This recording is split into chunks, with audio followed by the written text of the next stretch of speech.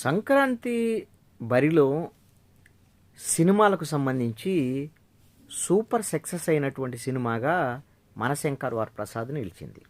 ఈ మనశంకర వరప్రసాద్ చిరంజీవి సినిమా సక్సెస్కు సంబంధించినటువంటి అనేకమైనటువంటి వార్తా కథనాలు నిరంతరంగా ప్రజల మధ్యకు వస్తున్నాయి. అయితే ఈ సినిమాకు నిర్మాతగా వ్యవహరించినటువంటి చిరంజీవి కుమార్తె సుస్మిత ఒక ఆసక్తికరమైనటువంటి అంశాన్ని ట్వీట్ చేశారు.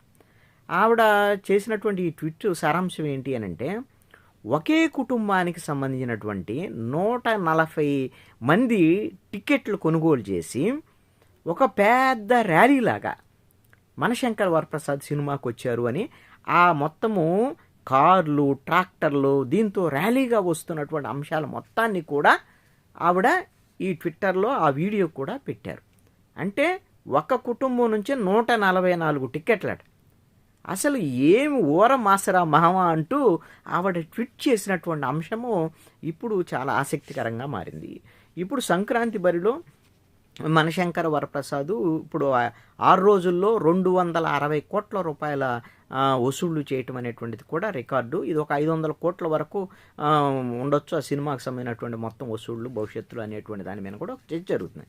ఇప్పుడు రిలీజ్ అయినటువంటి సినిమాల్లో Raja Saab, Prabhas cinema mixed talk వచ్చినప్పటికీ కూడా ఇంకా కొంచెం థియేటర్లు ఆడుతూనే ఉంది.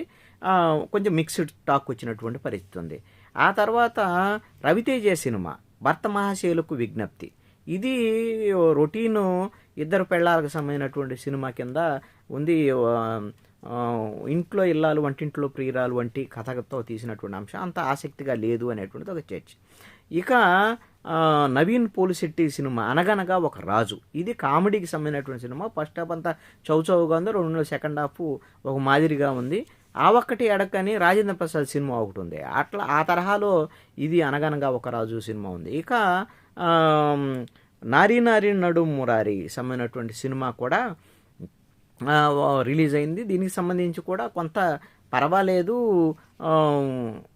కొద్ది కామెడీ, మిగతా ఫ్యామిలీ ఆడియన్స్ చూసేటువంటి విధంగానే ఉంది అనేటువంటిది కూడా ఒక చర్చ వచ్చింది. ఏది ఏమైనప్పటికీ కూడా సూపర్ హిట్ టాక్ తెచ్చుకున్నటువంటి సినిమా అయితే మాత్రము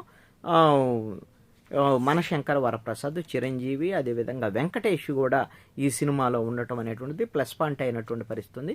ఈ సినిమా ప్రమోషన్స్ విషయంలో కూడా వినూత్నంగా ముందుకు వెళ్తున్నారు. ఇంకా పండగ సందర్భంగా ఇప్పుడు ఎలాగో సాటర్డే సండేకి సంబంధించినటువంటి వీకెండ్కి సంబంధించినటువంటి కలెక్షన్స్ కూడా ఈ సినిమాకు కొంత మరింత ఉపయోగపడేటువంటి అవకాశం ఉంది.